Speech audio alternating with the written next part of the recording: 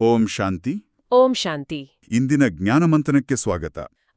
ನಾವೆಲ್ಲರೂ ಒಂದು ಸುಂದರವಾದ ಕಮಲದ ಹೂವನ್ನ ಕಲ್ಪನೆ ಮಾಡ್ಕೊಳ್ಳೋಣ. ಖಂಡಿತ. ಕಮಲ ಅಂದ್ರೇನೆ ಒಂದು ಅದ್ಭುತ. ಹೌದು, ಆ ಹೂವು ಹುಟ್ಟುವುದು, ಬೆಳೆಯುವುದು ಮತ್ತೆ ಅರಳುವುದು ಎಲ್ಲವೂ ಆ ಕೆಸರು ಮತ್ತೆ ನೀರಿನ ಮಧ್ಯನೇ ಅಲ್ವಾ? ಆದ್ರೆ ಆ ಹೂವಿನ ಒಂದು ದಳವನ್ನ ನಾವು ಮುಟ್ಟಿ ನೋಡಿದ್ರೂ ಕೂಡ ಅಲ್ಲಿ ಒಂದು ಹನಿ ನೀರು ಅಂಟಿರೋದಿಲ್ಲ, ಆ ಕೊಳೆಯ ಲೇಪನವೂ ಇರೋದಿಲ್ಲ. ನಿಜ. ಒಂದ್ ರೀತಿ ಪ್ರಕೃತಿಯ ವಿಸ್ಮಯ ಅಂತಾನೆ ಹೇಳ್ಬೋದು. ಎಕ್ಸಾಕ್ಟ್ಲಿ.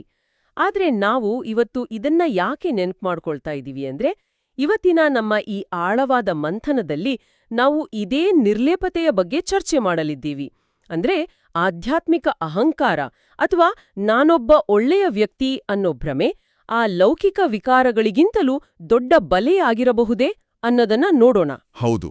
ಮತ್ತೆ ನಿಜವಾದ ನಿರಹಂಕಾರವನ್ನು ನಾವು ಅಳವಡಿಸ್ಕೊಳ್ಬೇಕಾದ್ರೆ ಭಗವಂತನು ಎಲ್ಲೆಡೆಯೂ ಇಲ್ಲ, ಅಂದ್ರೆ ಸರ್ವವ್ಯಾಪಿ ಅಲ್ಲ ಅನ್ನೋ ಅತಿ ದೊಡ್ಡ ಸತ್ಯವನ್ನ ನಾವು ಯಾಕೆ ಒಪ್ಕೊಳ್ಬೇಕು ಅನ್ನೋದನ್ನ ನಾವು ಇವತ್ತು ಅನ್ವೇಷಣೆ ಮಾಡಲಿದ್ದೀವಿ.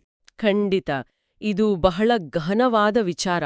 ಆ ಕಮಲದ ಹೂವಿನ ಉದಾಹರಣೆ ಕೇವಲ ಪ್ರಕೃತಿಯ ಸೌಂದರ್ಯ ಅಲ್ಲ, ಅದು ನಮ್ಮ ಇಂದಿನ ಜೀವನದ ಅತಿ ದೊಡ್ಡ ಪಾಠ. ನಾವೆಲ್ಲರೂ ದಿನನಿತ್ಯ ಕಚೇರಿಯ ಒತ್ತಡ ಇರಬಹುದು, ಮನೆಯ ಜವಾಬ್ದಾರಿಗಳು, ಬೇರೆ ಬೇರೆ ರೀತಿಯ ಜನರ ಮಧ್ಯೆ ಬದುಕ್ತಾ ಇದೀವಿ ಅಲ್ವಾ?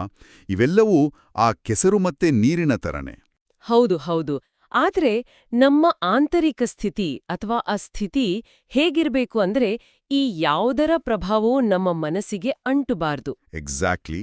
ಶಿವಬಾಬಾ ಅವರು ಇಂದಿನ ಮುರಳಿಯಲ್ಲಿ ಇದೇ ನಿರ್ಲೇಪತೆಯ ಬಗ್ಗೆ ಬಹಳ ಸ್ಪಷ್ಟವಾದ ಮಾರ್ಗದರ್ಶನವನ್ನ ನೀಡಿದ್ದಾರೆ. ನಿಜ. ಬಾಬಾ ಅವರ ಮಾತುಗಳು ನೇರವಾಗಿ ನಮ್ಮ ಹೃದಯವನ್ನ ತಟ್ಟುತ್ತವೆ. ಇಂದಿನ ಮುರಳಿ ಆರಂಭದಲ್ಲಿಯೇ ಬಾಬಾ ಅವರು ಬಹಳ ಮಧುರವಾದ ಮಾತನ್ನ ಹೇಳಿದ್ದಾರೆ. ಮಧುರ ಮಕ್ಕಳೇ, ನೀವು ಗೃಹಸ್ಥ ವ್ಯವಹಾರದಲ್ಲಿರುತ್ತಾ ಕಮಲಪುಷ್ಪ ಸಮಾನ ಪವಿತ್ರರಾಗಬೇಕಾಗಿದೆ, ಒಬ್ಬ ತಂದೆಯ ಮತದಂತೆ ನಡೆಯಬೇಕಾಗಿದೆ, ಯಾವುದೇ ಸೇವಾಭಂಗ ಮಾಡಬಾರದು. ಓ, ಇಲ್ಲಿ ಬಾಬಾ ಹೇಳ್ತಾ ಇರೋ ಪ್ರತಿಯೊಂದು ಪದವೂ ಬಹಳ ಗಹನವಾಗಿದೆ. ನೋಡಿ, ಗೃಹಸ್ಥ ವ್ಯವಹಾರದಲ್ಲಿರುತ್ತಾ ಅಂದ್ರೆ ಜವಾಬ್ದಾರಿಗಳಿಂದ ಓಡಿ ಹೋಗೋದಲ್ಲ, ಅಂದ್ರೆ ಸನ್ಯಾಸಿಗಳ ಥರ ಕಾಡಿಗೆ ಹೋಗಿ ಕುಳಿತುಕೊಳ್ಳೋದಲ್ಲ ಅಲ್ವಾ? ಖಂಡಿತ ಅಲ್ಲ. ಸಂಸಾರದಲ್ಲಿಯೇ ಎದ್ದುಕೊಂಡು ಆ ಸವಾಲುಗಳನ್ನ ಎದುರಿಸ್ತಲೇ ನಮ್ಮ ಆಂತರಿಕ ಪವಿತ್ರತೆಯನ್ನ ಕಾಪಾಡಿಕೊಳ್ಳೋದು, ಇದು ಒಂದು ರೀತಿ ನಿಜವಾದ ಸವಾಲು. ಹೌದು. ಯಾಕಂದ್ರೆ ಲೌಕಿಕ ಜಗತ್ತಿನಲ್ಲಿ ಸಾಮಾನ್ಯವಾಗಿ ಜನ ಒಂದು ಸಣ್ಣ ಸಮಸ್ಯೆ ಬಂದ್ರೂ ಕೂಡ ಸಂಬಂಧಗಳನ್ನ ಮುರಿದುಕೊಳ್ಳುವ ಅಥವಾ ಜವಾಬ್ದಾರಿಗಳಿಂದ ನುಣುಚಿಕೊಳ್ಳುವ ಪ್ರಯತ್ನ ಮಾಡ್ತಾರೆ. ಆದ್ರೆ ಬಾಬಾ ಹೇಳ್ತಾರೆ, ನೀವು ಅಲ್ಲೇ ಇರಿ, ಆದ್ರೆ ಕಮಲದಂತೆ ಇರಿ ಅಂತ. ಆದ್ರೆ ಇಲ್ಲೊಂದು ದೊಡ್ಡ ಪ್ರಶ್ನೆ ಬರುತ್ತೆ ಗೊತ್ತಾ? ಈಗ ನಾವು ಕಚೇರಿಯಲ್ಲಿ ಅಥವಾ ಮನೆಯಲ್ಲಿ ನಮ್ಮ ಕೆಲ್ಸವನ್ನ ಬಹಳ ಪ್ರಾಮಾಣಿಕವಾಗಿ ಮಾಡ್ತಾ ಇರ್ತೀವಿ. ಆದ್ರೆ ಬೇರೆಯವರ ನಡವಳಿಕೆಯಿಂದ ನಮ್ಗೆ ಕೋಪ ಬರ್ಬೋದು ಅಥವಾ ನಮ್ಮಿಂದ ಅವರಿಗೆ ನೋವಾಗ್ಬೋದು. ಬಾಬಾ ಇಲ್ಲಿ ಸೇವಾಭಂಗ ಮಾಡಬಾರ್ದು ಅಂತ ಬಹಳ ಸ್ಪಷ್ಟವಾಗಿ ಎಚ್ಚರಿಸಿದ್ದಾರಲ್ಲ, ಇದರ ಹಿಂದಿನ ಸೂಕ್ಷ್ಮತೆ ಏನು ಅಂತ? ಇದು ಬಹಳ ಒಳ್ಳೆ ಪಾಯಿಂಟ್. ಸೇವಾಭಂಗ ಅಂದ್ರೆ ಕೇವಲ ಭೌತಿಕವಾಗಿ ಯಾರಿಗಾದ್ರೂ ತೊಂದರೆ ಕೊಡೋದಲ್ಲ. ನಮ್ಮ ಒಂದು ಕಠೋರವಾದ ಮಾತು ಅಥವಾ ಒಂದು ಸಣ್ಣ ನಕಾರಾತ್ಮಕ ದೃಷ್ಟಿಕೋನ ಅಷ್ಟೇ ಯಾಕೆ, ನಮ್ಮ ಮುಖದ ಮೇಲಿನ ಒಂದು ಸಣ್ಣ ಅಸಮಾಧಾನದ ಭಾವನೆ ಕೂಡ ಇನ್ನೊಬ್ಬರ ಮನಸ್ಸಿನ ನೆಮ್ಮದಿಯನ್ನ ಕದಡಬಹುದು. ಓ, ಅಂದ್ರೆ ನಮ್ಮ ವೈಬ್ರೇಷನ್ಸ್ ಕೂಡ ಸೇವಾಭಂಗ ಮಾಡಬಹುದು ಅಂತ? ಹೌದು, ಖಂಡಿತ. ಅಧ್ಯಾತ್ಮದಲ್ಲಿ ನಮ್ಮ ಪ್ರತಿಯೊಂದು ಕರ್ಮವೂ ಅನ್ಯರಿಗೆ ದಾರಿದೀಪ ಆಗಿರಬೇಕು. ನಮ್ಮ ನಡವಳಿಕೆಯನ್ನ ನೋಡಿ ಇತರರು ಅರೆ ಇವರೆಷ್ಟು ಶಾಂತವಾಗಿದ್ದಾರೆ ಅಂತ ಪ್ರೇರಣೆ ಪಡಿಬೇಕು. ಒಂದು ವೇಳೆ ನಮ್ಮಿಂದ ಯಾರಿಗಾದ್ರೂ ಸಣ್ಣ ದುಃಖ ಆದ್ರೂ ಕೂಡ ಅದು ಸೇವಾಭಂಗನೆ. ಎಂತಹ ಸೂಕ್ಷ್ಮವಾದ ವಿಚಾರ ಅಲ್ವಾ? ನಾವೆಲ್ಲರೂ ಲೌಕಿಕದಲ್ಲಿ ನಾನು ಸರಿ ಇದ್ದೇನೆ, ಅವರೇ ತಪ್ಪು ಅಂತ ಸಮರ್ಥನೆ ಮಾಡ್ಕೊಳ್ಳೋದ್ರಲ್ಲೇ ಇರ್ತೀವಿ. ಅದೇ ಅಹಂಕಾರ. ಹೌದು. ಇದೇ ಅಹಂಕಾರದ ಬಗ್ಗೆ ಇಂದಿನ ಪ್ರಶ್ನೋತ್ತರ ವಿಭಾಗದಲ್ಲಿ ಬಾಬಾ ಒಂದು ಕಠಿಣವಾದ ಎಚ್ಚರಿಕೆಯನ್ನೇ ನೀಡಿದ್ದಾರೆ. ಪ್ರಶ್ನೆ ಹೀಗಿದೆ: ಎಂತಹ ಮಕ್ಕಳಿಗೆ ಮಾಯೆಯು ಬಹಳ ಜೋರಾಗಿ ಪೆಟ್ಟು ಕೊಡುತ್ತದೆ? ಉನ್ನತ ಗುರಿ ಯಾವುದಾಗಿದೆ? ಇದಕ್ಕೆ ಬಾಬಾ ನೀಡಿರೋ ಉತ್ತರ ಬಹಳ ಎಚ್ಚರಿಕೆ ಕೊಡುವಂಥದ್ದು. ಯಾವ ಮಕ್ಕಳು ದೇಹಾಭಿಮಾನದಲ್ಲಿರುವರೋ ಅವರಿಗೆ ಮಾಯೆಯು ಬಹಳ ಚೆನ್ನಾಗಿ ಪೆಟ್ಟು ಕೊಡುತ್ತದೆ ಮತ್ತೆ ನಾಮರೂಪದಲ್ಲಿ ಸಿಕ್ಕಿ ಹಾಕ್ಕೊಳ್ತಾರೆ. ದೇಹಾಭಿಮಾನ ಬಂದಿತೆಂದರೆ ಪೆಟ್ಟು ಬಿದ್ದಿತು. ಇದರಿಂದ ಪದವಿಯೂ ಭ್ರಷ್ಟವಾಗಿ ಬಿಡುತ್ತದೆ. ದೇಹಾಭಿಮಾನವನ್ನು ಕಳೆಯುವುದೇ ದೊಡ್ಡ ಗುರಿಯಾಗಿದೆ. ಖಂಡಿತ. ತಂದೆಯು ತಿಳಿಸ್ತಾರೆ, ಮಕ್ಕಳೇ, ಆತ್ಮಾಭಿಮಾನಿಯಾಗಿ. ಹೇಗೆ ತಂದೆಯೂ ವಿಧೇಯ ಸೇವಕನಾಗಿದ್ದಾರೆ, ಎಷ್ಟು ನಿರಹಂಕಾರಿಯಾಗಿದ್ದಾರೆ, ಅದೇ ರೀತಿ ನಿರಹಂಕಾರಿಯಾಗಿ ಯಾವುದೇ ಅಹಂಕಾರವೂ ಬೇಡ ಅಂತ. ಈ ದೇಹಭಾನ್ ಅಥವಾ ದೇಹಾಭಿಮಾನ ಅನ್ನೋ ಪದವನ್ನ ನಾವು ಬಹಳ ಆಳವಾಗಿ ಅರ್ಥ ಮಾಡ್ಕೊಳ್ಬೇಕು ಅನ್ಸುತ್ತೆ. ಹೌದು, ಯಾಕಂದ್ರೆ ಲೌಕಿಕ ಜಗತ್ತಿನಲ್ಲಿ ನೋಡಿ, ಸ್ವಲ್ಪ ಅಹಂಕಾರವನ್ನು ಹೊಂದುವುದು ಒಂದ್ ರೀತಿ ಅವಶ್ಯಕ. ಅದು ಆತ್ಮವಿಶ್ವಾಸದ ಸಂಕೇತ ಅಂತಾನೆ ಬಿಂಬಿಸ್ತಾರೆ. ಕಾರ್ಪೊರೇಟ್ ಜಗತ್ತಲ್ಲಂತೂ ನಾನ್ ಮಾಡ್ದೆ, ನನ್ನಿಂದಲೇ ಆಯ್ತು, ಇದು ನನ್ನ ಐಡಿಯಾ ಅನ್ನೋದನ್ನೇ ಪ್ರೋತ್ಸಾಹಿಸ್ತಾರೆ ಅಲ್ವಾ? ಎಕ್ಸಾಕ್ಟ್ಲಿ. ಆದ್ರೆ ಶಿವಬಾಬಾ ವಿವರಿಸ್ತಾರೆ, ಈ ದೇಹಭಾನ್ ಅಥವಾ ದೇಹಾಭಿಮಾನವೇ ಮಾಯೆಗೆ ಆ ಅತಿದೊಡ್ಡ ಪ್ರವೇಶ ದ್ವಾರ ಅಂತ. ನಾವು ಆಂತರಿಕವಾಗಿ ಪೊಳ್ಳಾಗಲು ಇದೇ ಮುಖ್ಯ ಕಾರಣ. ಸ್ವಲ್ಪ ನಿಲ್ಲಿ, ಇದು ಬಹಳ ಆಸಕ್ತಿದಾಯಕವಾಗಿದೆ. ನಾವು ಅಧ್ಯಾತ್ಮದಲ್ಲಿ ಎಷ್ಟೇ ಮುಂದೆ ಬಂದ್ರೂ ಅಥವಾ ಎಷ್ಟೇ ಸೇವೆ ಮಾಡಿದ್ರೂ ಕೂಡ ನಾನು ಇಷ್ಟು ಸೇವೆ ಮಾಡ್ದೆ ಅನ್ನೋ ಸಣ್ಣ ಅಹಂಕಾರ ಬಂದ್ರೂ ಸಾಕು. ಹೌದು, ಅದು ನಮ್ಮ ಪುರುಷಾರ್ಥ ಅಂದ್ರೆ ನಮ್ಮ ಆಧ್ಯಾತ್ಮಿಕ ಪ್ರಯತ್ನವನ್ನ ಒಳಗೊಳಗೆ ನಾಶ ಮಾಡ್ಬಿಡುತ್ತಲ್ವಾ? ಖಂಡಿತವಾಗಿಯೂ. ಮತ್ತೆ ಬಾಬಾ ಇಲ್ಲಿ ನಾಮರೂಪಗಳಲ್ಲಿ ಸಿಕ್ಕೊಳ್ತಾರೆ ಅಂತ ಹೇಳಿದ್ರಲ್ಲ, ಅಂದ್ರೆ ಏನು? ನಾಮರೂಪಗಳಲ್ಲಿ ಸಿಕ್ಕೊಳ್ಳುವುದು ಅಂದ್ರೆ ನಮ್ಮದೇ ಹೆಸರಿನ ವ್ಯಾಮೋಹದಲ್ಲಿ ಬೀಳದು ಅಥವಾ ಬೇರೆಯವರ ವ್ಯಕ್ತಿತ್ವಕ್ಕೆ ಆಕರ್ಷಿತರಾಗೋದು. ಓ, ಅಂದ್ರೆ ಜನ ನನ್ನನ್ನ ಗುರ್ತಿಸ್ಬೇಕು ಅನ್ನೋ ಆಸೆ. ಹೌದು, ನಾನು ಎಷ್ಟೊಂದು ಜ್ಞಾನಿಯಾಗಿದ್ದೇನಿ, ನನ್ನ ಸೇವೆ ಎಲ್ಲರಿಗೂ ತಿಳಿಬೇಕು ಅನ್ನೋ ಆ ಸೂಕ್ಷ್ಮವಾದ ನಿರೀಕ್ಷೆ.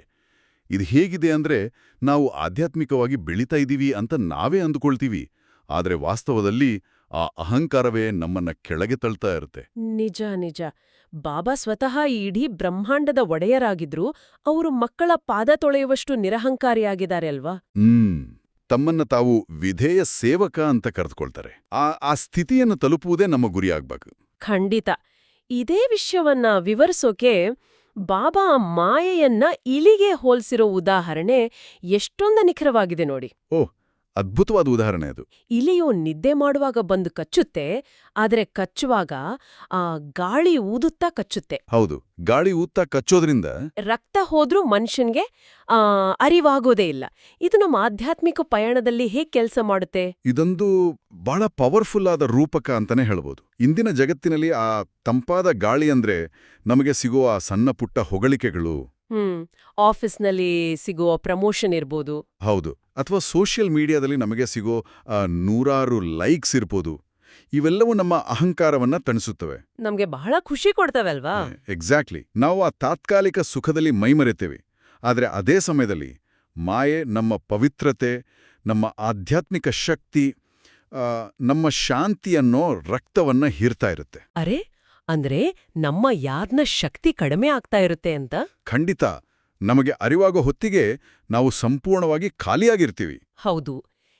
ಈ ಶಕ್ತಿಹೀನ ಸ್ಥಿತಿಗೆ ನಾವು ಹೇಗೆ ತಲುಪಿದೇವೋ ಅನ್ನೋದನ್ನ ವಿವರಿಸೋಕೆ ಬಾಬಾ ನಮಗಿವತ್ತು ಸೃಷ್ಟಿಚಕ್ರದ 84 ಜನ್ಮಗಳ ಪ್ರಯಾಣವನ್ನ ನೆನಪಿಸ್ತಾ ಇದ್ದಾರೆ. ನಾವು ಮೂಲವತನದಿಂದ ಬಂದು ಈ ನಾಟಕದಲ್ಲಿ ಪಾತ್ರವಹಿಸಲು ಶುರು ಮಾಡಿದಾಗ ನಾವು ಸಂಪೂರ್ಣವಾಗಿ ಸತೋಪ್ರಧಾನಾಗಿದ್ವಿ. ಹೌದು, ಸಂಪೂರ್ಣ ಪವಿತ್ರ. ಆದ್ರೆ ಈಗ ಈ ಕಲಿಯುಗದ ಅಂತ್ಯದಲ್ಲಿ ನಾವು ಸಂಪೂರ್ಣ ತಮೋಪ್ರಧಾನಾಗಿದ್ದೀವಿ ಅಲ್ವಾ? ಆದ್ರೆ ಇದರ ಮಾನಸಿಕ ಹಿನ್ನೆಲೆ ಏನು? ನಾವು ಹೇಗೆ ಇಷ್ಟು ಕೆಳಗೆ ಇಳಿದೆವು? ಬಹಳ ಸುಂದರವಾದ ಪ್ರಶ್ನೆ ಇದು. ನೋಡಿ, ಸತೋಪ್ರಧಾನ ಸ್ಥಿತಿ ಅಂದ್ರೆ ಆತ್ಮವು ಸಂಪೂರ್ಣವಾಗಿ ಭರ್ತಿಯಾಗಿರುವ ಸ್ಥಿತಿ. ಅಂದ್ರೆ ಫುಲ್ ಚಾರ್ಜ್ ಆಗಿದ್ದಾಗ. ಹೌದು. ಆಗ ನಮಗೆ ಹೊರಗಿನಿಂದ ಯಾವುದೇ ಪ್ರೀತಿ, ಮಾನ್ಯತೆ ಅಥವಾ ಸುಖದ ಅಗತ್ಯ ಇರಲಿಲ್ಲ. ನಾವು ಕೇವಲ ಕೊಡುವವರಾಗಿದ್ವಿ. ಆದ್ರೆ ಜನನ ಮರಣದ ಚಕ್ರದಲ್ಲಿ ಸಿಲುಕಿ ದೇಹದ ಜೊತೆ ನಮ್ಮನ್ನು ನಾವು ಗುರ್ತಿಸ್ಕೊಳ್ತಾ ಬಂದ ಹಾಗೆ ನಮ್ಮ ಆಂತರಿಕ ಶಕ್ತಿ ಕುಂದಿತು. ಅಂದ್ರೆ ಆ ದೇಹಾಭಿಮಾನ ಶುರುವಾಯ್ತು. ಎಕ್ಸಾಕ್ಟ್ಲಿ. ನಾವು ಹೊರಗಡಿನ ವಸ್ತುಗಳಲ್ಲಿ, ವ್ಯಕ್ತಿಗಳಲ್ಲಿ ಸುಖವನ್ನ ಹುಡ್ಕೋಕೆ ಶುರು ಮಾಡಿದ್ವಿ. ಬೇರೆಯವರಿಂದ ನಿರೀಕ್ಷೆಗಳು ಶುರುವಾದವು. ಓ, ಈ ಬೇಡುವ ಸ್ಥಿತಿನೇ ತಮೋ ಪ್ರಧಾನ ಸ್ಥಿತಿ ಅನ್ನೋದಲ್ವಾ? ಖಂಡಿತ. ಆತ್ಮವು ತನ್ನ ನಿಜವಾದ ಶಕ್ತಿಯನ್ನ ಮರೆತು ಸಂಪೂರ್ಣವಾಗಿ ದಣಿದು ಹೋಗಿದೆ.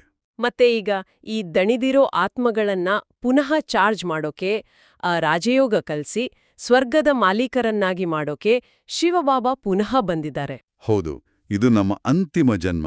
ಇದು ಮತ್ತೊಂದು ಪ್ರಬಲವಾದ ಎಚ್ಚರಿಕೆ.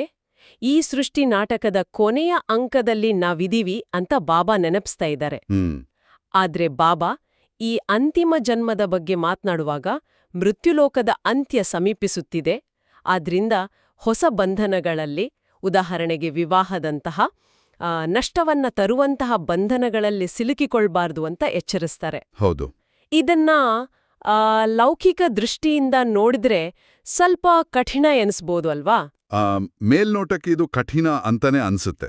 ಆದರೆ ಇದರ ಹಿಂದಿನ ವೈರಾಗ್ಯದ ಭಾವನೆಯನ್ನ ನಾವು ಬಹಳ ಸೂಕ್ಷ್ಮವಾಗಿ ಅರ್ಥ ಮಾಡಿಕೊಳ್ಳಬೇಕು. ಒಂದು ರೀತಿ ಯೋಚನೆ ಮಾಡಿ, ಮನೆಗೆ ಬೆಂಕಿ ಬಿದ್ದಿರುವಾಗ ಯಾರಾದರೂ ಹೊಸ ಪೀಠೋಪಕರಣಗಳನ್ನ ಖರೀದಿಸಲು ಹೋಗ್ತಾರಾ? ಖಂಡಿತ ಇಲ್ಲ. ಇಲ್ಲ ತಾನೆ. ಈ ಇಡೀ ಹಳೆಯ ಪ್ರಪಂಚವೇ ನಾಶವಾಗುವ ಅಂಚಿನಲ್ಲಿದೆ. ಬಾಬಾ ಹೇಳ್ತಾ ಇರೋದೇನೆಂದ್ರೆ, ನೀವು ಹೊಸ ಕರ್ಮ ಬಂಧನಗಳನ್ನ ಸೃಷ್ಟಿಸ್ಕೊಳ್ಬೇಡಿ ಅಂತ. ಓಹ್, ಅಂದೇ ವಿವಾಹ ಅನ್ನೋದು ಕೇವಲ ಇಬ್ಬರ ಮಿಲನ ಅಲ್ಲ. ಹೌದು, ಅದು ನೂರಾರು ಹೊಸ ನಿರೀಕ್ಷೆಗಳು, ಕರ್ಮದ ಲೆಕ್ಕಾಚಾರಗಳು ಮತ್ತೆ ದೇಹದ ಆಕರ್ಷಣೆಯ ಜಾಲ. ನಿಜ. ಈ ಅಂತಿಮ ಸಮಯದಲ್ಲಿ ನಮ್ಮ ಏಕೈಕ ಗುರಿ ಆ ಪತಿತ ಪಾವನನಾದ ಬಾಬಾ ನೆನಪಿನಲ್ಲಿರುವುದೇ ಹೊರತು ಆ ಹೊಸ ಲೌಕಿಕ ಬಂಧನಗಳಲ್ಲಿ ಸಿಲುಕೋದಲ್ಲ ಅಂತ ಬಾಬಾ ಸ್ಪಷ್ಟಪಡಿಸ್ತಾರೆ. ಅರ್ಥವಾಯಿತು. ಈ ಹಳೆಯ ಬಂಧನಗಳನ್ನ ನಿಭಾಯಿಸೋ ಬಗ್ಗೆನೋ ಬಾಬಾ ಒಂದು ಸುಂದರವಾದ ನಿಯಮವನ್ನ ಹೇಳಿದ್ದಾರೆ. ನಾವು ಗೃಹಸ್ಥದಲ್ಲಿ ಕ್ಷೀರಖಂಡದಂತೆ ಇರಬೇಕು. ಅಂದ್ರೆ ಹಾಲು ಮತ್ತು ಸಕ್ಕರೆ ಹೇಗೆ ಒಂದಕ್ಕೊಂದು ಬೆರೆತು ಸಿಹಿಯಾಗುತ್ತೋ ಹಾಗೆ ನಾವು ಉಪ್ಪು ನೀರಿನಂತೆ ಇರಬಾರ್ದು. ಎಕ್ಸಾಕ್ಟ್ಲಿ. ಆದ್ರೆ ನನಗೊಂದು ಪ್ರಶ್ನೆ ಇದೆ. ಕೇಳಿ. ನಾವು ಕೆಲಸ ಮಾಡುವ ಕಚೇರಿಯಲ್ಲಿ ಅಥವಾ ಕೆಲವೊಮ್ಮೆ ಮನೆಯಲ್ಲಿಯೇ ಕೆಲವು ವ್ಯಕ್ತಿಗಳ ಸ್ವಭಾವ ಉಪ್ಪು ನೀರಿನಂತೆ ಇರುತ್ತೆ. ಹೌದು. ಅವರ ಮಾತು ಸದಾ ನಕಾರಾತ್ಮಕವಾಗಿರುತ್ತೆ. ಅಂತಹ ವಾತಾವರಣದಲ್ಲಿ ನಾವೇ ಹೇಗೆ ಹಾಲಿನಂತೆ ಸಕ್ಕರೆಯಂತೆ ಇರೋದು? ಅವರ ನಕಾರಾತ್ಮಕತೆ ನಮ್ಮನ್ನು ಉಪ್ಪು ನೀರು ಮಾಡೋದಿಲ್ವಾ? ಇದು ಪ್ರತಿಯೊಬ್ಬರು ಎದುರಿಸುವ ಒಂದು ನೈಜ ಸವಾಲು. ಲೌಕಿಕ ಜಗತ್ತಿನಲ್ಲಿ ಗೊತ್ತಾ, ಇದನ್ನ ಇಮೋಷನಲ್ ಕಾಂಟೇಜಿಯನ್ ಅಂತಾರೆ. ಅಂದ್ರೆ ಬೇರೆಯವರ ಭಾವನೆಗಳು ನಮ್ಗೂ ಅಂಟಿಕೊಳ್ಳೋದು ಅಲ್ವಾ? ಹೌದು, ಬೇರೆಯವರ ಭಾವನೆಗಳು ನಮ್ಮನ್ನ ಆವರಿಸುವುದು. ಆದರೆ ಅಧ್ಯಾತ್ಮದಲ್ಲಿ ಉಪ್ಪು ನೀರಿನ ವಾತಾವರಣದಲ್ಲಿ ಕ್ಷೀರಖಂಡವಾಗಿರೋದು ಹೇಗೆ ಅಂದ್ರೆ, ಕೇವಲ ನಮ್ಮ ಆಂತರಿಕ ಸಾಕ್ಷಿ ಭಾವದಲ್ಲಿ ಅಂದ್ರೆ ಅಬ್ಸರ್ವರ್ ಸ್ಟೇಟ್ನಲ್ಲಿ ಇರೋದ್ರಿಂದ ಮಾತ್ರ ಸಾಧ್ಯ. ಅವರು ಬಂದು ತಮ್ಮ ನಕಾರಾತ್ಮಕತೆಯನ್ನು ಸುರಿಯಬಹುದು, ಆದರೆ ಅದನ್ನ ಹೀರಿಕೊಳ್ಳಬೇಕೇ ಅಥವಾ ಬೇಡವೇ ಅನ್ನೋ ಆಯ್ಕೆ ಸಂಪೂರ್ಣವಾಗಿ ನಮ್ಮ ಕೈಯಲ್ಲಿದೆ. ಅಂದ್ರೆ ಅವರ ಕರ್ಮ ಅವರದು, ನನ್ನ ಕರ್ಮ ನನ್ನದು. ಎಕ್ಸಾಕ್ಟ್ಲಿ. ನನ್ನ ಸ್ಥಿತಿ ಹೇಗಿರಬೇಕು ಅಂದ್ರೆ, ನಾನು ಅವರಿಗೆ ದುಃಖವನ್ನ ಕೊಡುವುದಿಲ್ಲ, ಮತ್ತೆ ಅವರು ಕೊಡುವ ದುಃಖವನ್ನ ನಾನು ತೆಗೆದುಕೊಳ್ಳುವುದಿಲ್ಲ. ಅಂದ್ರೆ ನಾವು ರಿಯಾಕ್ಟ್ ಮಾಡಬಾರ್ದು. ನಮ್ಮ ಪ್ರತಿಕ್ರಿಯೆ ನಮ್ಮ ನಿಯಂತ್ರಣದಲ್ಲಿರ್ಬೇಕು. ಇದು ಬಹಳ ದೊಡ್ಡ ಸಾಧನೆ ಅಲ್ವಾ? ಖಂಡಿತ. ಇದೇ ನಿಟ್ಟಿನಲ್ಲಿ ಬಾಬಾ ಕರ್ಮ ಮತ್ತು ಶಿಕ್ಷೆಯ ಬಗ್ಗೆನೂ ಬಹಳ ಕಠಿಣವಾದ ಎಚ್ಚರಿಕೆಯನ್ನು ನೀಡಿದ್ದಾರೆ ನೋಡಿ. ನಾವು ಶ್ರೀಮತನ್ನ ಅನುಸರಿಸದೆ ನಮ್ಮದೇ ಮನಮತದಲ್ಲಿ ನಡೆದ್ರೆ ಅಥವಾ ಜ್ಞಾನ ಮಾರ್ಗದಲ್ಲಿ ಬಂದ ಮೇಲೆ ಯಾವುದೇ ಪಾಪಕರ್ಮ ಮಾಡಿದ್ರೆ 100 ಪಟ್ಟು ಶಿಕ್ಷೆ ಸಿಗ್ತದೆ ಅಂತ ಬಾಬಾ ಸ್ಪಷ್ಟಪಡಿಸಿದ್ದಾರ. ಹೌದು, ಏಕೆಂದ್ರೆ ನಾವು ಪುಣ್ಯಾತ್ಮರಾಗುವ, ದೇವತೆಗಳಾಗುವ ದಾರಿಯಲ್ಲಿದ್ದೀವಿ. ನಮಗೆ ಸತ್ಯ ಮತ್ತೆ ಅಸತ್ಯದ ಅರಿವಿದೆ ಅಲ್ವಾ? ಎಕ್ಸಾಕ್ಟ್ಲಿ. ತಿಳಿದು ತಪ್ಪು ಮಾಡಿದಾಗ ಅದರ ಪರಿಣಾಮ ಬಹಳ ಘೋರವಾಗಿರುತ್ತೆ. ನಿಜ. ಯಜ್ಞಕ್ಕೆ ಏನಾದರೂ ನೀಡಿ ಮತ್ತೆ ಹಿಂಪಡೆದ್ರೆ ಚಂಡಾಳರ ಜನ್ಮ ಪ್ರಾಪ್ತಿಯಾಗುತ್ತೆ ಅನ್ನೋ ಎಚ್ಚರಿಕೆಯೂ ಇದೆ. ಓ.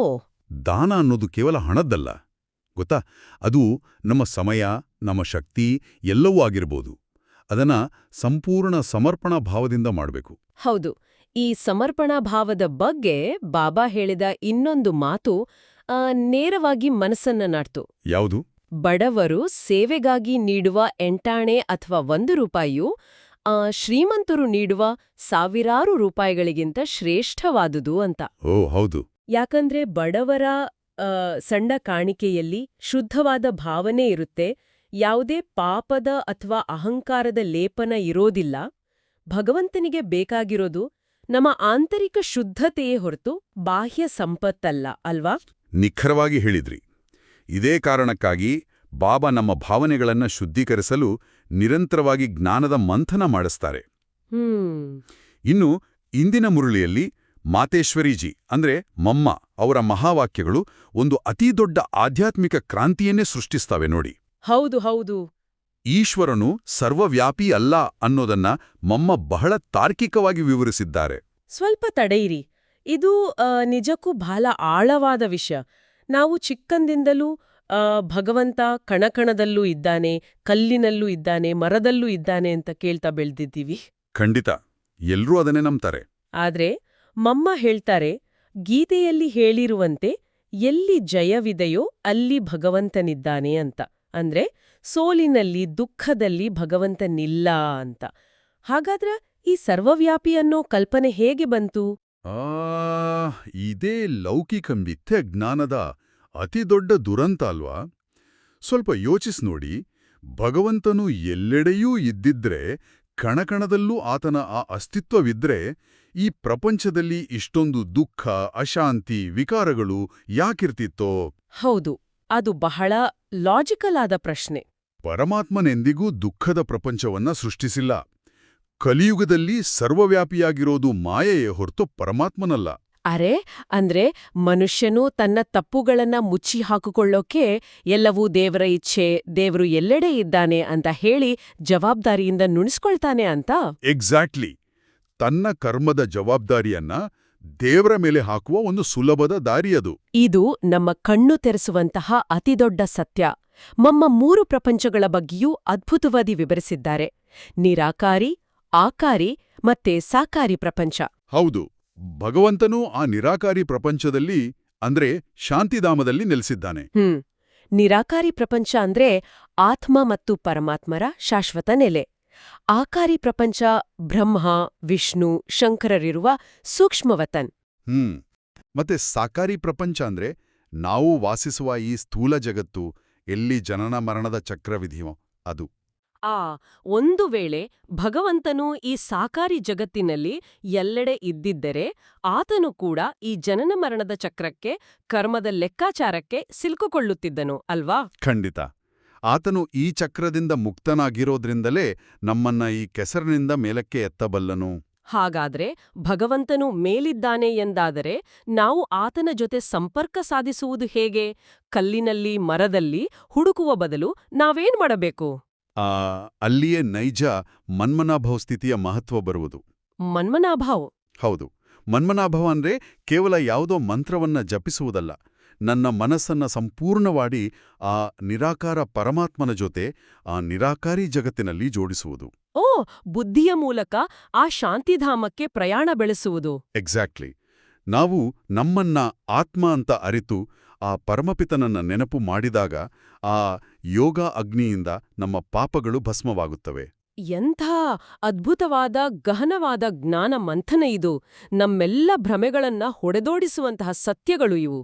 ಖಂಡಿತ. ಈ ಆಳವಾದ ಚಿಂತನೆಯ ನಂತರ ಈಗ ಬಾಬಾ ಅವರ ಆ ಅತ್ಯಂತ ಪ್ರೀತಿಯ ಮಧುರ ನೆನಪನ್ನ ಯಾವುದೇ ಸೇರ್ಪಡೆಗಳಿಲ್ಲದೆ ಯಥಾವತ್ತಾಗಿ ಸ್ವೀಕರಿಸೋಣ. ಮಧುರಾತಿ ಮಧುರ ಅಗಲಿ ಹೋಗಿ ಮರಳಿ ಸಿಕ್ಕಿರುವ ಮಕ್ಕಳ ಪ್ರತಿ ಮಾತಾಪಿತಾ ಬಾಪ್ದಾದಾರವರ ನೆನಪು, ಪ್ರೀತಿ ಹಾಗೂ ಸುಪ್ರಭಾತ. ಆತ್ಮಿಕ ಮಕ್ಕಳಿಗೆ ಆತ್ಮಿಕ ತಂದೆಯ ನಮಸ್ತೆ. ಓಂ ಶಾಂತಿ. ಈಗ ನಾವು ನೇರವಾಗಿ ಧಾರಣೆಯ ಕಡೆಗೆ ಗಮನ ಹರಿಸೋಣ. ಇಂದಿನ ಮುರಳಿಯ ಆಧಾರದ ಮೇಲೆ ನಾವು ನಮ್ಮ ಜೀವನದಲ್ಲಿ ಅಳವಡಿಸಿಕೊಳ್ಳಬೇಕಾದ ಮುಖ್ಯ ಅಂಶಗಳು 2. ಮೊದಲನೆಯದಾಗಿ ತಂದೆ ಸಮಾನ ನಿರಹಂಕಾರಿಗಳಾಗುವುದು. ಯಾರಿಂದಲೋ ಸೇವೆ ತೆಗೆದುಕೊಳ್ಳಬಾರದು ಮತ್ತು ಯಾರಿಗೂ ದುಃಖವನ್ನ ಕೊಡಬಾರದು. ಹೌದು. ಮತ್ತೆ 2ನೇ ಅಂಶವೆಂದರೆ ಆ ಪರಸ್ಪರ ಕ್ಷೀರಖಂಡವಾಗಿರಬೇಕು. ಕೇವಲ ಒಬ್ಬ ತಂದೆಯ ಶ್ರೀಮತದಂತೆ ನಡೆಯಬೇಕು, ನಮ್ಮ ಸ್ವಂತ ಮನಮತದಂತೆ ಅಲ್ಲ. ಎಕ್ಸಾಕ್ಟ್ಲಿ. ಇಂದಿನ ಸ್ಪರ್ಧಾತ್ಮಕ ಜಗತ್ತಿನಲ್ಲಿ ಆ ನಿರಹಂಕಾರಿಯಾಗಿ ಕೆಲಸ ಮಾಡುವುದು ಹೇಗೆ ಅಂತ ನಾವು ಯೋಚಿಸಬಹುದು. ಆದರೆ ನಾವು ಇಂದು ಚರ್ಚಿಸಿದಂತೆ ನಮ್ಮ ಕೆಲಸ ಶ್ರೇಷ್ಠವಾಗಿರ್ಲಿ, ಆದರೆ ಇದು ನನ್ನಿಂದಲೇ ಆಯ್ತು ಅನ್ನೋ ಆ ದೇಹದ ಅಹಂಕಾರ ಬೇಡ ಅಲ್ವಾ? ನಿಖರವಾಗಿ ಹೇಳಿದ್ರಿ. ಇದೇ ಆಂತರಿಕ ಶಕ್ತಿಯನ್ನ ಜಾಗೃತಗೊಳಿಸಲು ಬಾಬಾ ಇಂದಿನ ವರದಾನವನ್ನ ನೀಡಿದ್ದಾರೆ ನೋಡಿ. ಹೌದು, ಇಂದಿನ ವರದಾನ ಹೀಗಿದೆ: ಸೆಕೆಂಡಿನಲ್ಲಿ ದೇಹವೆಂಬ ಪೊರೆಯಿಂದ ಭಿನ್ನವಾಗಿ ಕರ್ಮಭೋಗದ ಮೇಲೆ ವಿಜಯ ಪ್ರಾಪ್ತಿ ಮಾಡಿಕೊಳ್ಳುವಂತಹ ಸರ್ವಶಕ್ತಿ ಸಂಪನ್ನ ಭವ. ಇದು ಬಹಳ ಶಕ್ತಿಯುತವಾದ ವರದಾನ. ಖಂಡಿತ. ನಮ್ಮ ಜೀವನದಲ್ಲಿ ಕಾಯಿಲೆಗಳು ಬರಬಹುದು, ಅಥವಾ ಹಳೆಯ ಕರ್ಮಗಳ ಲೆಕ್ಕಾಚಾರಗಳು ಅನಿರೀಕ್ಷಿತವಾಗಿ ಎದುರಾಗಬಹುದು. ಅದನ್ನೇ ನಾವು ಕರ್ಮಭೋಗ ಅಂತೀವಿ. ಆದ್ರೆ ಆ ಭೋಗವನ್ನ ಕರ್ಮಯೋಗವಾಗಿ ಪರಿವರ್ತಿಸುವುದು ಹೇಗೆ? ಅದಕ್ಕೆ ಬಾಬಾ ದೇಹವೆಂಬ ಪೊರೆಯಿಂದ ಭಿನ್ನವಾಗಿ ಅಂತ ಹೇಳಿದಾರ್ ನೋಡಿ. ನೋವು ದೇಹಕ್ಕೆ ಆಗತ್ತೆ, ಆತ್ಮಕ್ಕಲ್ಲ. ಓ ಹೌದು. ಆ ಸಮಯದಲ್ಲಿ ದೇಹದ ನೋವಿಗೆ ವಶರಾಗದೆ ಸಾಕ್ಷಿಭಾವದಲ್ಲಿ ನಿಂತು ಆ ನೋವನ್ನ ಗಮನಿಸುವ ಅಭ್ಯಾಸ ಮಾಡಬೇಕು. ನಾನು ಈ ದೇಹವಲ್ಲ, ನಾನು ಇದನ್ನ ಧರಿಸಿರುವ ಚೈತನ್ಯ ಶಕ್ತಿ ಅನ್ನೋ ಅರಿವು ಬಂದಾಗ ಎಕ್ಸಾಕ್ಟ್ಲಿ. ಆ ಕರ್ಮದ ತೀವ್ರತೆ ಕಡಿಮೆ ಆಗತ್ತೆ. ಇದು ಕೇವಲ 1 ಸೆಕೆಂಡಿನಲ್ಲಿ ಜರುಗುವಂಥ ಅಭ್ಯಾಸವಾಗಬೇಕು. ಎಂತಹ ಶಕ್ತಿಯುತವಾದ ಅಸ್ತ್ರವನ್ನ ಬಾಬಾ ನಮ್ಗೆ ನೀಡಿದ್ದಾರೆ ಅಲ್ವಾ? ಇದೇ ಹಿನ್ನೆಲೆಯಲ್ಲಿ ಇಂದಿನ ಸ್ಲೋಗನ್ ಕೂಡ ಬಹಳ ಪ್ರಸ್ತುತವಾಗಿದೆ. ಸರ್ವರ ಗೌರವವನ್ನು ಪ್ರಾಪ್ತಿ ಮಾಡಿಕೊಳ್ಳುವುದಕ್ಕಾಗಿ ನಿರಹಂಕಾರಿ ಗುಣವಿರಲಿ. ನಿರಹಂಕಾರಿ ಆಗಿರುವುದು ಮಹಾನತೆಯ ಸಂಕೇತವಾಗಿದೆ. ಲೌಕಿಕ ಜಗತ್ತು ಅಂದುಕೊಳ್ಳುತ್ತೆ ಗೊತ್ತಾ, ನಾವು ಅಧಿಕಾರ ಚಲಾಯಿಸಿದ್ರೆ, ಗಟ್ಟಿಯಾಗಿ ಮಾತನಾಡಿದ್ರೆ ಜನ ಗೌರವಿಸ್ತಾರೆ ಅಂತ. ಆದ್ರೆ ಅದು ಗೌರವ ಅಲ್ಲ, ಕೇವಲ ಭಯ. ಹೌದು, ನಿಜವಾದ ಗೌರವ ಸಿಗುವುದು ನಾವು ನಿರಹಂಕಾರಿಗಳಾದಾಗ, ವಿನಮ್ರರಾದಾಗ ಮಾತ್ರ. ಖಂಡಿತ. ಇನ್ನು ಮುರಳಿಯ ಕೊನೆಯಲ್ಲಿ ಬಾಬ್ದಾದ ಅವರು ಒಂದು ಬಹಳ ಅದ್ಭುತವಾದ ಅವ್ಯಕ್ತ ಸೂಚನೆಯನ್ನು ನೀಡಿದ್ದಾರೆ. ನಿಶ್ಚಯದ ಫೌಂಡೇಶನ್ ಬಲಗೊಳಿಸಿ ಸದಾ ನಿರ್ಭಯ ಮತ್ತು ನಿಶ್ಚಿಂತರಾಗಿರಿ. ಎಲ್ಲಿ ನಿಶ್ಚಯ ಮತ್ತು ನಿರ್ಭಯತೆ ಇರುತ್ತದೆಯೋ ಅಲ್ಲಿ ಸದಾ ವಿಜಯವಿರುತ್ತೆ ಅಲ್ವಾ? ಹೌದು. ನಾವು ಆ ಸಾಕಾರ ಮತ್ತು ನಿರಾಕಾರ ಬಾಬಾ ನಮ್ಮ ಜೊತೆಗಿದ್ದಾರೆ ಅನ್ನೋ ಸಂಪೂರ್ಣ ನಂಬಿಕೆ ಇಟ್ಟಾಗ ಜಗತ್ತಿನ ಯಾವುದೇ ಭಯ ನಮ್ಮನ್ನ ಕಾಡುವುದಿಲ್ಲ. ನಿಜ. ಆ ಭಯಮುಕ್ತ ನಿಶ್ಚಿಂತ ಸ್ಥಿತಿಯನ್ನ ತಲುಪಲು, ನಮ್ಮೆಲ್ಲ ಕರ್ಮಬಂಧನಗಳನ್ನ ಕತ್ತರಿಸಿಕೊಳ್ಳಲು ಯೋಗದ ಅಭ್ಯಾಸ ಬಹಳ ಬಹಳ ಮುಖ್ಯ. ಖಂಡಿತ. ಬನ್ನಿ, ಈಗ ನಾವೆಲ್ಲರೂ ಸೇರಿ ಮಧುರವಾದ ಮನೋಮರೋಹ ಸ್ಥಿತಿಯಲ್ಲಿ ನಮ್ಮ ಮನಸ್ಸನ್ನ ಏಕಾಗ್ರಗೊಳಿಸೋಣ. ಹೌದು. ನಾವೆಲ್ಲರೂ ನಮ್ಮ ಈ ದೈನಂದಿನ ಗಡಿಬಿಡಿಯಿಂದ ಒಂದು ಕ್ಷಣ ಸಂಪೂರ್ಣವಾಗಿ ಹೊರಬರೋಣ. ಸಂಪೂರ್ಣವಾಗಿ ಶಾಂತವಾಗಿ ಕುಳಿತುಕೊಳ್ಳಿ. ನಿಮ್ಮ ದೇಹದ ಎಲ್ಲಾ ಆಯಾಸವನ್ನ ಮರೆಯಿರಿ. ಒಂದು ದೀರ್ಘವಾದ ಉಸಿರನ್ನ ತೆಗೆದುಕೊಳ್ಳಿ. ನಿಮ್ಮನ್ನ ನೀವು ಈ ಭೌತಿಕ ದೇಹದಿಂದ ಸಂಪೂರ್ಣ ಬೇರೆಯಾಗಿರುವ ಒಂದು ಪ್ರಕಾಶಮಾನವಾದ ಶುದ್ಧವಾದ ಚೈತನ್ಯ ಜ್ಯೋತಿ ಅಂತ ಭಾವಿಸಿ. ಆ ಭ್ರೂಮಧ್ಯದಲ್ಲಿ ಬೆಳಗುತ್ತಿರುವ ಆ ನಕ್ಷತ್ರವೇ ನಾನು. ನನ್ನ ಮನಸ್ಸು ಈಗ ಆ ನಿರಾಕಾರಿ ಶಾಂತಿಧಾಮಲ ಕಡೆಗೆ ಪ್ರಯಾಣಿಸುತ್ತಿದೆ. ಅಲ್ಲಿ ಪರಮಪಿತ ಶಿವಬಾಬಾ ಎಂಬ ಜ್ಞಾನಸೂರ್ಯನಿಂದ ದಿವ್ಯವಾದ ಪವಿತ್ರತೆಯ ಕಿರಣಗಳು ನೇರವಾಗಿ ನನ್ನೊಳಗೆ ಪ್ರವೇಶಿಸುತ್ತಿವೆ. ಆ ಕಿರಣಗಳು ನನ್ನೊಳಗಿನ ಪ್ರತಿಯೊಂದು ದೇಹಾಭಿಮಾನದ ಕಣವನ್ನೂ ಕರಗಿಸುತ್ತಿವೆ. ನಾನು ಈಗ ಸಂಪೂರ್ಣ ನಿರಹಂಕಾರಿ ಆತ್ಮ. ಬಾಬಾ ನೀಡಿದ ವರದಾನದ ಶಕ್ತಿ ನನ್ನಲ್ಲಿ ಸಂಪೂರ್ಣವಾಗಿ ತುಂಬುತ್ತಿದೆ. ನಾನು ಕರ್ಮಭೋಗದ ವೇಳೆ ವಿಜಯೀ ಆತ್ಮ. ನಾನು ಮಾಯಾಜೀತ್ ಆತ್ಮ ಎಂಬ ಈ ಪವಿತ್ರವಾದ ಸ್ವಮಾನದಲ್ಲಿ ನೆಲೆಸಿರಿ. ಈ ಆಂತರಿಕ ಯೋಗ ಅಗ್ನಿಯಲ್ಲಿ ನಿಮ್ಮ ಎಲ್ಲಾ ಚಿಂತೆಗಳು, ಭಯಗಳು, ನಕಾರಾತ್ಮಕತೆಗಳು ಭಸ್ಮವಾಗುತ್ತಿವೆ. ನೀವು ಸಂಪೂರ್ಣವಾಗಿ ಹಗುರವಾಗಿದ್ದೀರಿ. ಕೆಸರಿನಲ್ಲಿದ್ದರೂ ಅಂಟಿಕೊಳ್ಳದ ಆ ಕಮಲದ ಹೂವಿನಂತೆ ಸಂಪೂರ್ಣ ನಿರ್ಲೇಪವಾಗಿದ್ದೀರಿ. ಎಂತಹ ಮಧುರವಾದ ಆ ಅತೀಂದ್ರಿಯ ಸುಖದ ಅನುಭವ ಇದು. ಖಂಡಿತ. ಇದೇ ಶಾಂತಿಯ, ಇದೇ ಕಮಲಪುಷ್ಪ ಸಮಾನವಾದ ಆ ಅನುಭೂತಿಯೊಂದಿಗೆ ಇಂದಿನ ಇಡೀ ದಿನ ಶಿವಬಾಬಾ ಅವರ ಆ ಯಾದ್ನಲ್ಲಿ ಇರಲು ಪ್ರಯತ್ನಿಸೋಣ. ಹೌದು, ಕಚೇರಿಯಲ್ಲಿದ್ರೂ ಮನೆಯಲ್ಲಿದ್ರೂ ಈ ನಿರ್ಲೇಪತೆ ನಮ್ಮ ಸ್ಮೃತಿಯಲ್ಲಿರ್ಲಿ. ಈ ಜಗತ್ತಿನ ಆ ಕೃತಕ ಹೊಗಳಿಕೆಗಳು ಅನ್ನೋ ಮಾಯೆ ಬಂದಾಗ ನಮ್ಮ ಆ ನಿರಹಂಕಾರದ ಕವಚ ನಮ್ಮನ್ನ ಸದಾ ರಕ್ಷಿಸಲಿ. ಇಂದಿನ ದಿನವಿಡೀ ನಾವು ಚರ್ಚಿಸಿದ ಈ ಅವ್ಯಕ್ತ ಸ್ಥಿತಿಯನ್ನು ಅನುಭವಿಸಲು ಪ್ರಯತ್ನಿಸೋಣ ಮತ್ತು ಬಾಬಾರವರ ವರದಾನದ ಹಸ್ತ ಸದಾ ನಮ್ಮ ತಲೆಯ ಮೇಲಿದೆ ಎಂಬ ಸ್ಮೃತಿಯಲ್ಲಿರೋಣ. ನಿಜ. ಇಂದಿನ ಈ ಚರ್ಚೆ ಎಲ್ಲರ ಆಧ್ಯಾತ್ಮಿಕ ಪಯಣಕ್ಕೆ ಸಹಕಾರಿಯಾಗಿದೆ ಎಂದು ನಾವು ನಂಬುತ್ತೇವೆ. ಎಲ್ಲರಿಗೂ ಈ ನಮ್ಮ ಮಾತುಕತೆ ಇಷ್ಟವಾದಲ್ಲಿ ದಯವಿಟ್ಟು ಈ ಜ್ಞಾನದ ಅಮೃತವನ್ನು ತಮ್ಮ ಆತ್ಮೀಯರಿಗೂ ಶೇರ್ ಮಾಡಿ. ಹೌದು. ಮತ್ತು ಇಂತಹ ದೈನಂದಿನ ಮುರಳಿ ಮಂಥನಕ್ಕಾಗಿ ನಮ್ಮ ಶಿವವಾಣಿ ಚಾನೆಲ್ ಅನ್ನು ಸಬ್ಸ್ಕ್ರೈಬ್ ಮಾಡಲು ಮರೆಯಬೇಡಿ. ಹಾಗಾದರೆ ನಾಳೆ ಮತ್ತೆ ಭೇಟಿಯಾಗೋಣ. ಅಲ್ಲಿಯವರೆಗೆ ಬಾಬಾರವರ ಸಿಹಿ ನೆನಪಿನಲ್ಲಿರಿ. ಓಂ ಶಾಂತಿ. ಓಂ ಶಾಂತಿ. ಓಂ ಶಾಂತಿ.